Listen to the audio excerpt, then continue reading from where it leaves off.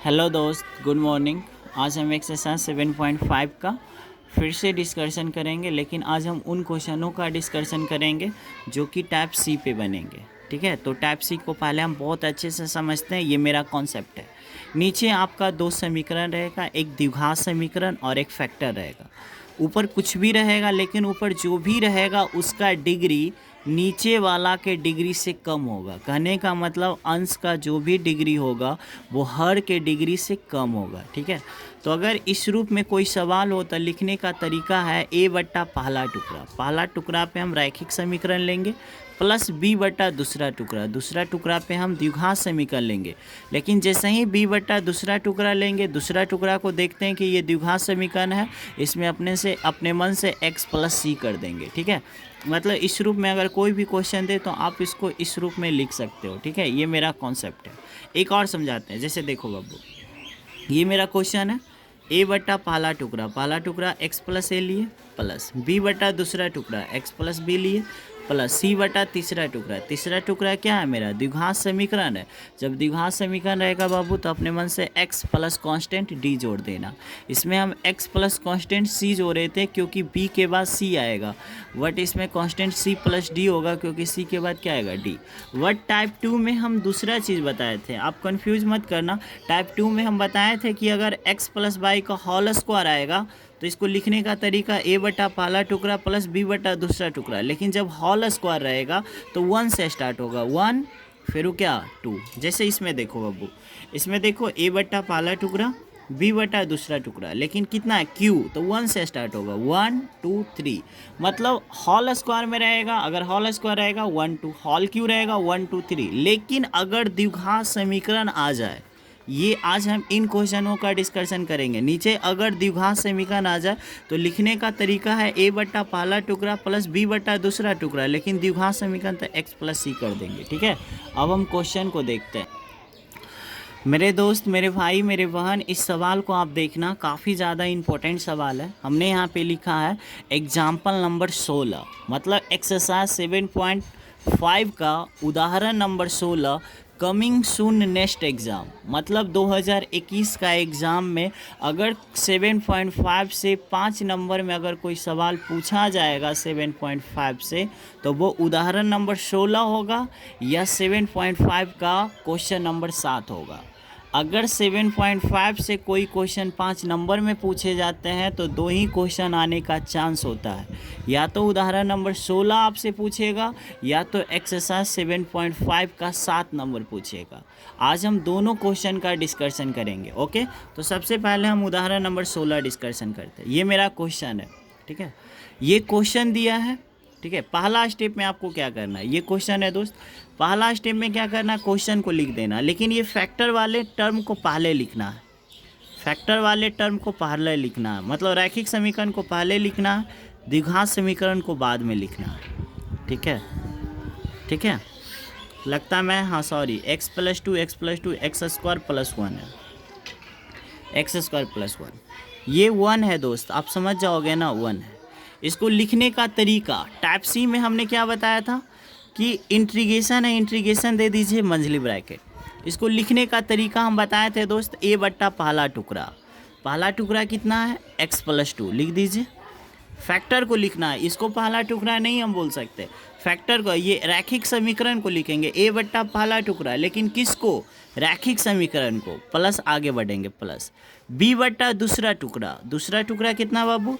X square plus 1 है। जब x square रहेगा ना तो आपको अपने मन से x प्लस कॉन्स्टेंट c जोड़ना पड़ेगा। अब आपका मन में खटक रहा होगा x प्लस c क्या? यही तो कॉन्सेप्ट है, हमने अभी अभी कॉन्सेप्ट को समझाया ना बब्बू। फिर से a बट्टा पहला टुकड़ा, b बट्टा दूसरा टुकड़ा को देखते हैं स्क्वायर है तो x प्लस c। अब देखो यहाँ पे dx है तो यहाँ भी dx आएगा, यहाँ पे भी dx आ जाएगा। इसको आप मान लेना समीकरण 1। ठीक है, इसको क्या मान लोगे? समीकरण 1। ठीक है, फिर से हम समझा देना चाहेंगे समीकरण 1। फिर से देखो, ऊपर देखो, अगर आप हमेशा याद रखना ए बट्टा पहला टुकड़ा एक्स प्लस टू, बी बट्टा दूसरा टुकड़ा, यहाँ द्विघात समीकरण रहेगा, अपने मन से एक्स प्लस सी कर देना। ठीक है, ये काफ़ी इंपॉर्टेंट सवाल है। ठीक है, अब यहाँ समझना, आपका मन में चल रहा होगा कि सर आपने बताया था कि ऊपर सिर्फ रैखिक समीकरण होना चाहिए, वो हमने गलत बताया था। ठीक है, मैं क्लियर कर देता हूँ। रैखिक समीकरण, ये कोई ज़रूरी नहीं है कि ऊपर रैखिक समीकरण ही होना चाहिए, क्वेश्चन पे डिपेंड करता है। अगर नीचे मेरा, बस एक बात याद रखना, जैसा भी क्वेश्चन हो, लेकिन अंश का जो डिग्री होना चाहिए वो हर के डिग्री से कम होना चाहिए। जब x प्लस टू को एक्स स्क्वायर प्लस वन से गुना करोगे तो एक क्यूबिक इक्वेशन बनेगा, एक त्रिघात समीकरण बनेगा, और त्रिघात समीकरण का डिग्री 3 होता है और द्विघात समीकरण का डिग्री 2 होता है। इसका मतलब है इसका डिग्री जो है नीचे वाला से क्या है, कम है। ठीक है, चलो फिर से एक बार अगेन, ये सवाल है, इस सवाल का आपको उत्तर देना है। 7.5 का उदाहरण नंबर 16 है। पहला स्टेप में सवाल को लिखना है, रैखिक समीकरण को आगे लिखना है, द्विघात समीकरण को पाछे करना है। फिर इसको लिखने का तरीका, ए बट्टा पहला टुकड़ा, बी बट्टा दूसरा टुकड़ा। दूसरा टुकड़ा में देखना है दोस्त कि एक्स स्क्वायर प्लस वन रहेगा तो अपने मन से एक्स प्लस सी कर देना है। इतना करने के बाद आपको हम पढ़ाए थे, एक वर्ड लिखना है, compare on. Compare on, compare on का मतलब होता है तुलना करने पर। कंपेयर ऑन का मतलब अब्बू तुलना करने पर, कंपेयर ऑन का मतलब तुलना करने पर। यहाँ पे हिंदी पे लिख सकते हो कंपेयर ऑन तुलना करने पे, या लिख सकते हो compare on the both side. ठीक है, बट देखो तुलना क्या होता है, इंटीग्रेशन इंटीग्रेशन dx dx, इसका मतलब इसका जो बीचे वाला होगा इसके बीचे वाला के क्या होगा, बराबर। तो इसका बीचे वाला क्या है बाबू, यहाँ पे लिख देते हैं, मैं बहुत प्यार से समझाऊंगा, x square plus x plus one, और नीचे में क्या है, नीचे में है आपका एक्स प्लस टू, और बगल में क्या है, एक्स स्क्वायर प्लस वन। तो इसका जो बीचे वाला है इसके बीचे वाला के बराबर होगा, लेकिन इसका बीचे वाला क्या है, भिन्न के जोड़ है, भिन्न के जोड़ बना देते, भिन्न के जोड़। देखो एलसीएम क्या होगा, x plus two into x square plus one होगा। अब देखो एक्स प्लस टू से एक्स प्लस टू कट जाएगा तो क्या बचेगा, ए इंटू क्या बचेगा, x square plus one, plus फिर से समझना, x square plus one, x square plus one cut जाएगा तो यानी वी एक्स प्लस सी में गुना हो जाएगा, किससे गुना हो जाएगा, एक्स प्लस टू से। आपको कोई एतराज़ है क्या, फिर से समझाते, इन दोनों का एलसीएम हो जाएगा, एक्स प्लस टू कट जाएगा तो ये चला जाएगा, और एक्स स्क्वायर ये कट जाएगा, ये कोई दिक्कत नहीं, दिक्कत तो नहीं होना चाहिए। अब बताओ ये हर से ये हर कट जाएगा क्या बब्बू, अगर ये हर से हर कट जाएगा तो आपके पास क्या बचेगा, आप कहोगे सर मेरे पास बचेगा x square x plus one. अब मुझे एक बात बताना दोस्त, इसको हम लिख देते हैं ए एक्स स्क्वायर, सॉरी इसको मैं ऐसा ही लिख देता हूँ, a into x square plus one, और फिर बगल में है दोस्त आपका वी एक्स प्लस सी, और इंटू है एक्स प्लस टू।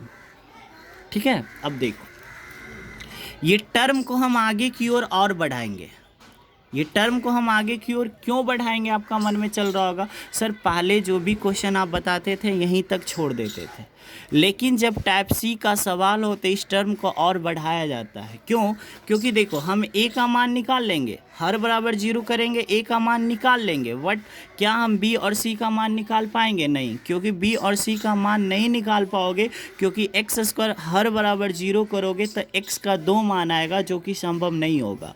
इसीलिए इस टर्म को थोड़ा सा और हम आगे बढ़ाएंगे। कैसे आगे बढ़ाएंगे दोस्त, समझना, यहाँ पे देखना, पहले लिख दो x square plus x plus one, यहाँ से देखना गुना कर दो ए एक्स स्क्वायर, फिर इसमें गुना करो ए, पहले इसको समझने की कोशिश करना।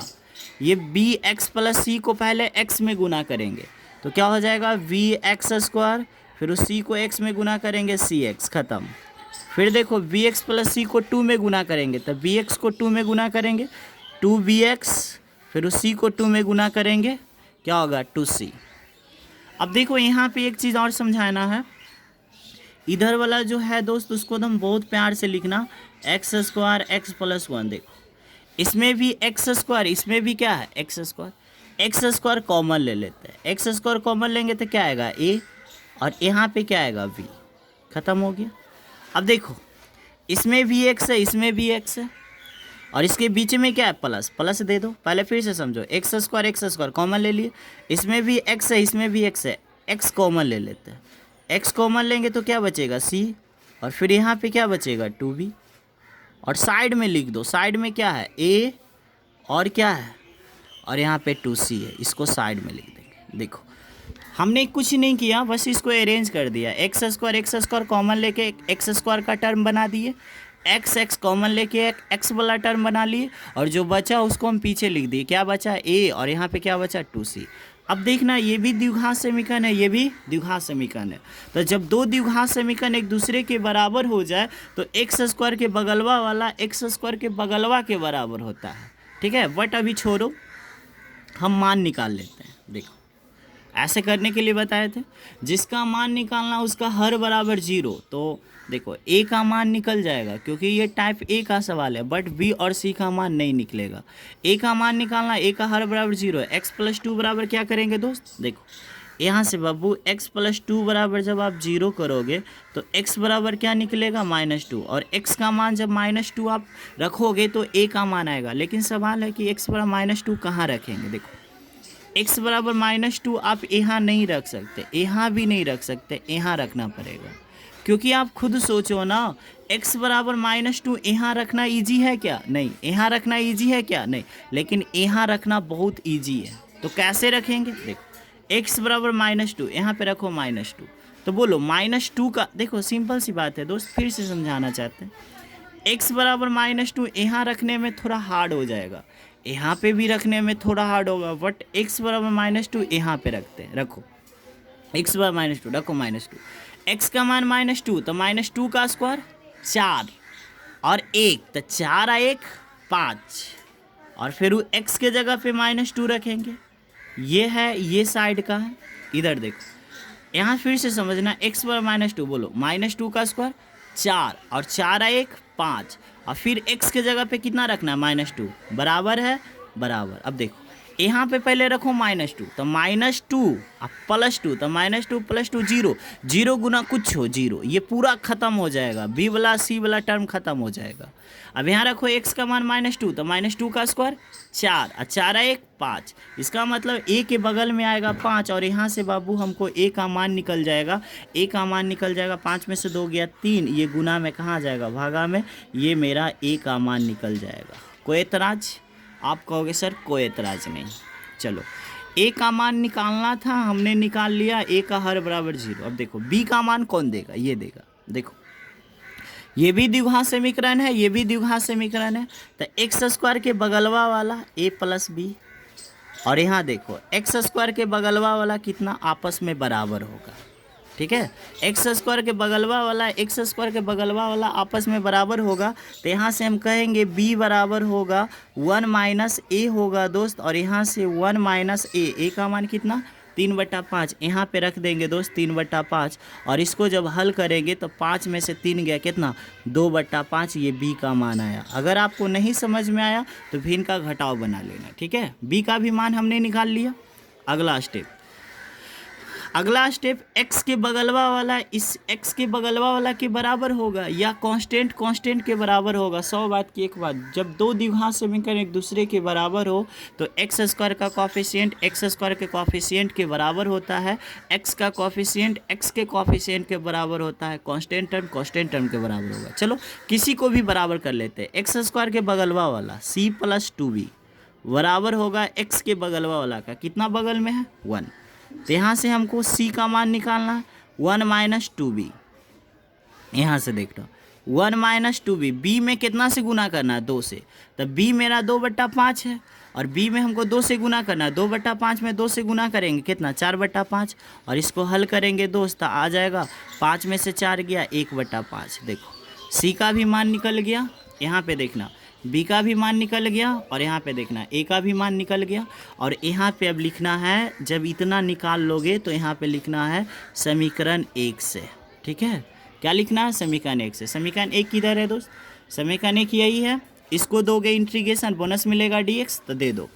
देखो यहाँ से देखना, a को देंगे इंटीग्रेशन, बोनस मिलेगा dx, तो a कांस्टेंट बाहर, तो क्या बचेगा 1/x + 2, इसको देंगे इंटीग्रेशन, बोनस मिलेगा dx प्लस। अब देखना इसको देंगे इंटीग्रेशन, bx + c को बोनस मिलेगा क्या dx। अभी हमने कुछ नहीं किया दोस्त, फिर से समझा देते हैं। अभी हमने कुछ नहीं किया। इसको एक बार इंटीग्रेशन देंगे बोनस मिलेगा dx, एक बार इसको इंटीग्रेशन देंगे बोनस मिलेगा dx। सिर्फ अलग अलग कर रहे हैं, अलग अलग, ठीक है।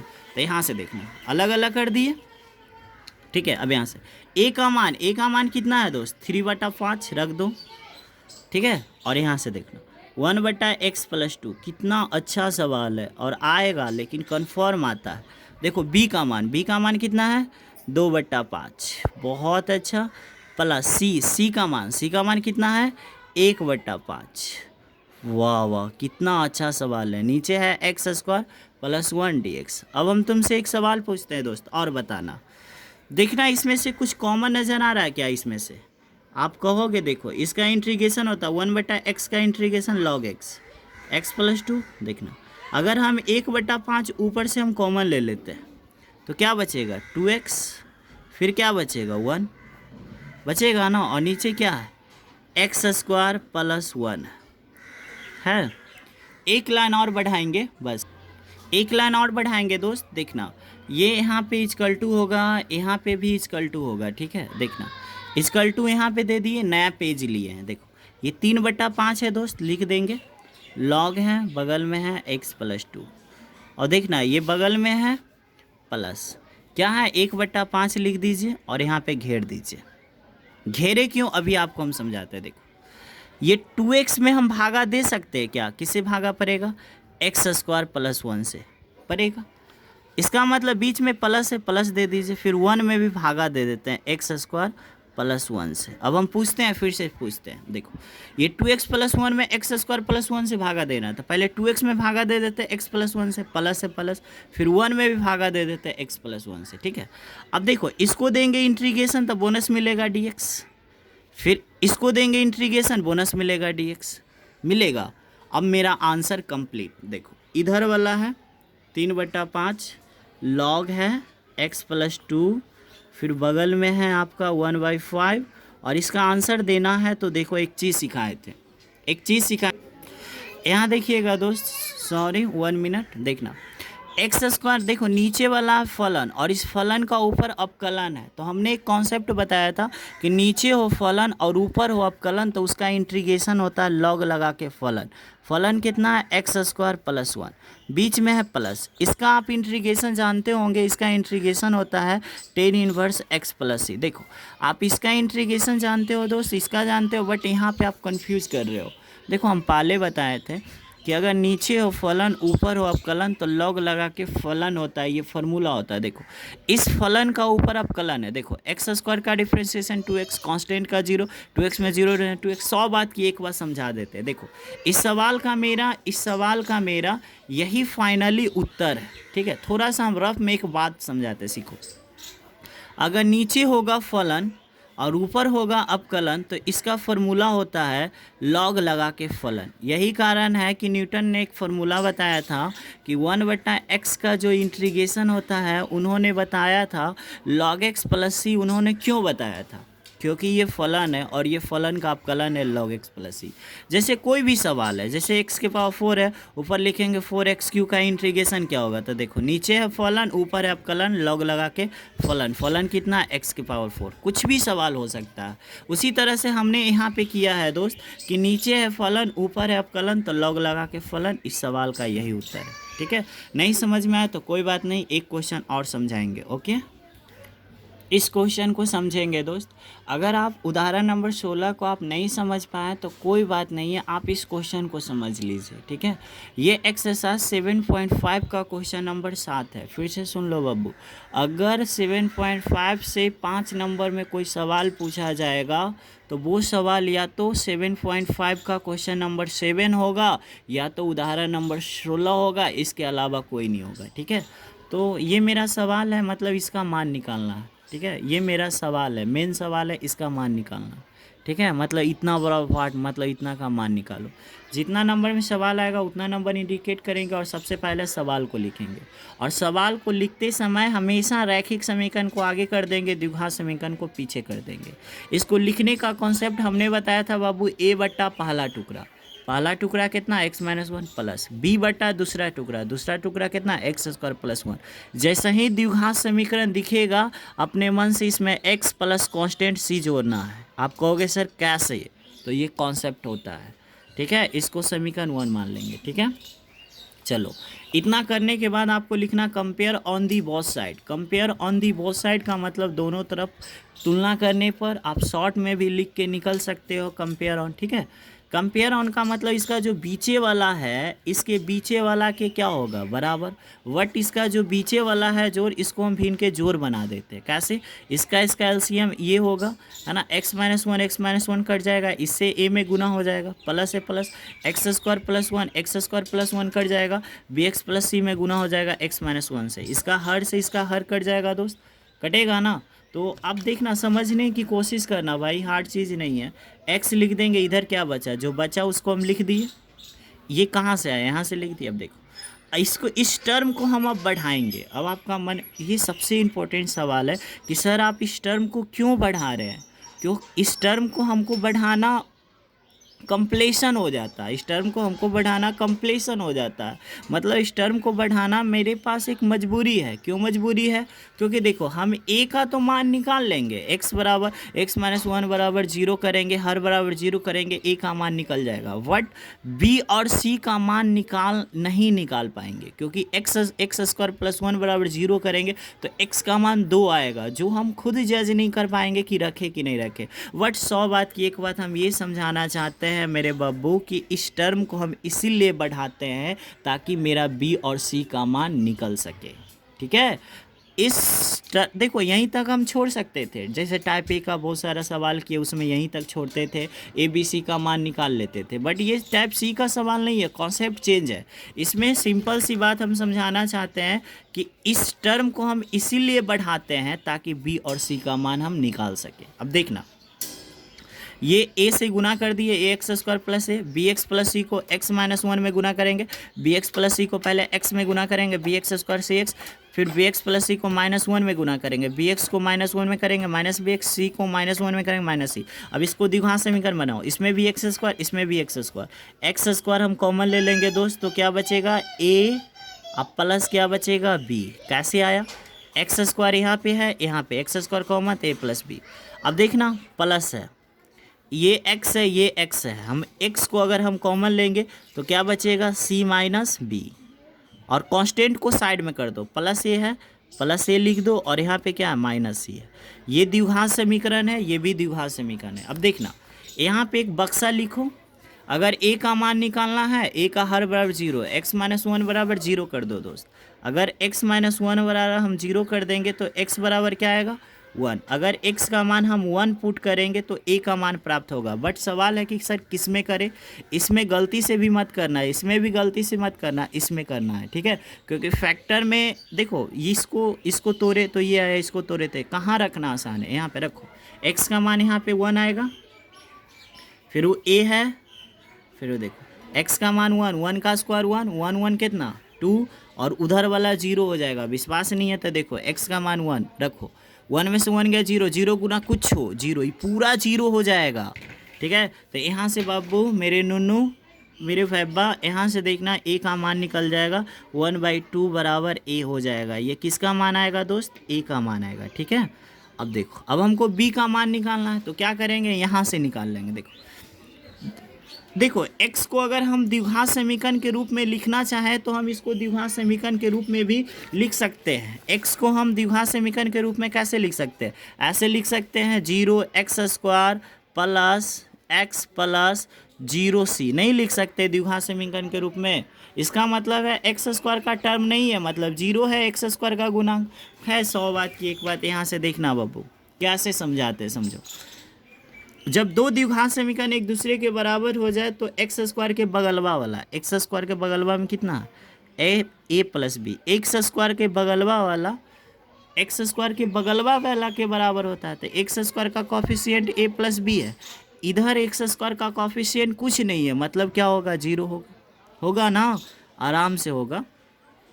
देखो एक्स स्क्वायर का इधर कोफिशिएंट का मतलब गुणांक होता है।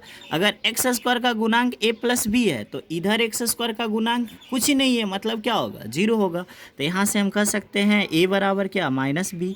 और यहाँ से हमको देखो माइनस को आप क्या करो ना दोस्त, सॉरी अच्छा कोई बात नहीं, ए का मान कितना 1/2 और इधर क्या बचा माइनस बी, इसका मतलब बी का भी मान कितना होगा -1/2।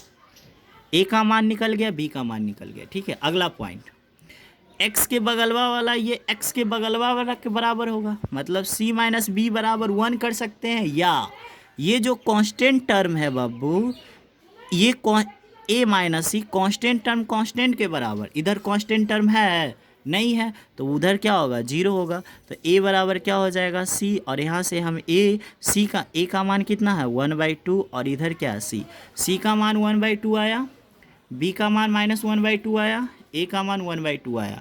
ए का मान कहाँ से निकालें, तो ए का मान निकालना है तो उसके हर बराबर जीरो कर देंगे। बी का मान कहाँ से निकाले, दो द्विघात समीकरण को कंपेयर करके।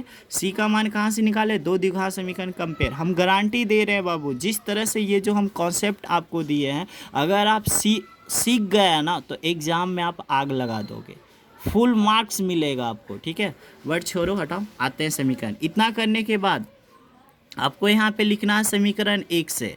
तो समीकरण 1 को मतलब अलग अलग उसको कर दो। देखो, इसको देंगे इंटीग्रेशन बोनस मिलेगा dx, फिर इसको देंगे इंटीग्रेशन बोनस मिलेगा dx, अलग अलग कर देते हैं। देखो ए कांस्टेंट बाहर होगा, क्या बचेगा 1/x-1, बगल में dx है।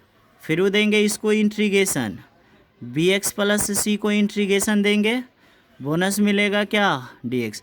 हमने कुछ नहीं किया है, बस ये जो एक साथ इंटीग्रेशन है अलग अलग कर दिया। ठीक है, अब अगला स्टेप समझेंगे।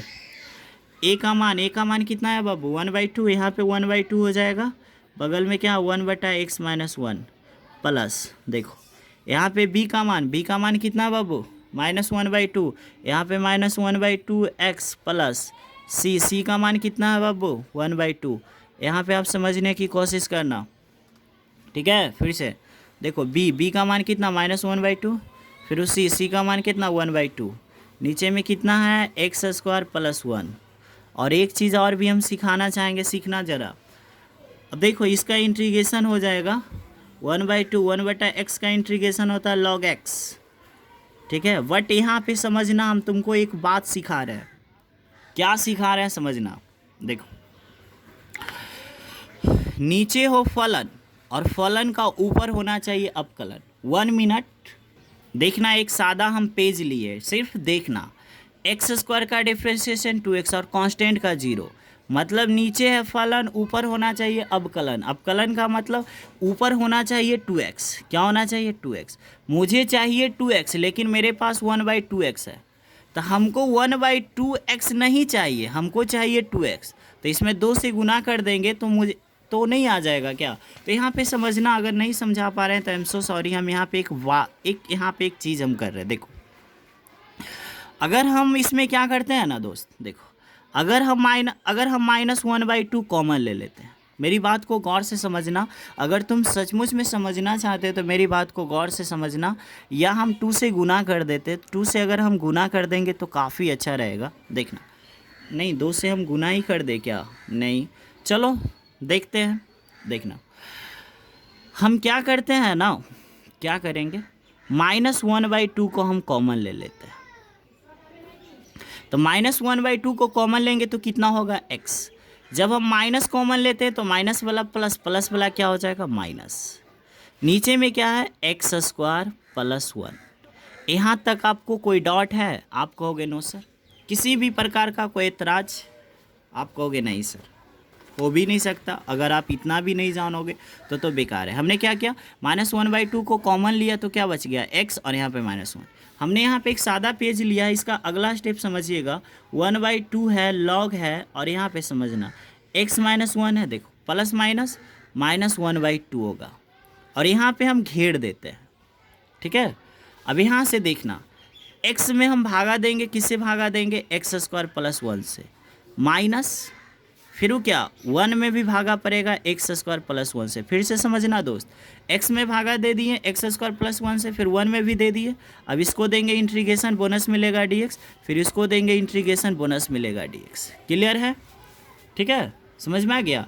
अगर इतना आपको समझ में आ गया तो एक लाइन और आंसर के लिए क्या करना, देखो 1/2 लिख दो दोस्त, लॉग लिख दो x माइनस 1, बगल में है माइनस 1/2, और यहाँ पे एक बुझाते बुझ जाए ना आप लोग। ये देखो, ये जो मेरे पास है ना x बट्टा एक्स स्क्वायर प्लस 1 है, हम क्या करते हैं ना, इसमें 2 से गुना कर देते हैं और 2 से भागा। कोई तकलीफ होगा? आप कहोगे नहीं, माइनस है, और इसका तो इंटीग्रेशन आप जानते हो, इसका इंटीग्रेशन होता है tan इनवर्स x। और अभी समझो ना, फिर से समझो, इसको जाऊँ कहता हूँ और इसका इंटीग्रेशन tan इनवर्स x। इस टर्म में हमने क्या किया, 2 से गुना कर दिया, 2 से भागा। मेरा आंसर कंप्लीट हो गया। आंसर मेरा आ गया, देखो 1/2 रहेगा, लॉग रहेगा, x माइनस 1 रहेगा, माइनस देखो ये जो है ना माइनस 1/2 भी रहने देते हैं, कॉस्ट है कॉस्ट भी रहने देते हैं, 1/2 भी रहने देते हैं। अब देखना, इसका नीचे हो फलन, ऊपर हो अवकलन, तो फार्मूला क्या होता है, लॉग लगा के फलन एक्स स्क्वायर प्लस 1। ये फलन का ऊपर अवकलन है, माइनस क्या है tan इनवर्स x है। अब यहाँ पे आप प्लस सी कर सकते हो, एक लाइन और भी बढ़ा सकते हो। देखो 1/2 लिख दो, लॉग x माइनस 1, अब गुना कर दो, देखो minus 1/4 log x square plus 1 हो जाएगा, है ना। अब फिर इसको गुना करो, minus minus plus 1/2 tan inverse x plus c. इस सवाल का उत्तर है। आपको कैसा लगा आप मुझे कमेंट में ज़रूर लिखो दोस्त, ताकि हम आपकी कमेंट को पढ़े तो मुझे भी कम से कम पता चलना चाहिए ना कि हम आपको जो पढ़ा रहे हैं सही काम कर रहे हैं कि गलत काम कर रहे हैं, या हम जो वीडियो बना रहे हैं उससे कितना आपको बेनिफिट हो रहा है, ये भी तो मेरे को पता होना चाहिए ना। तब तो हम अच्छा वीडियो बना के देंगे ना। ओके, आप मुझे कमेंट में लिखो कि हाँ सर आप जो भी पढ़ाते हो मेरे को समझ में नहीं आता या मेरे को बहुत समझ में आता, ठीक है, ताकि हम आपको इससे भी बेस्ट वीडियो बना के दें। ओके, चलो थैंक यू, बाय बाय। कैसा लगा ज़रूर लिखना।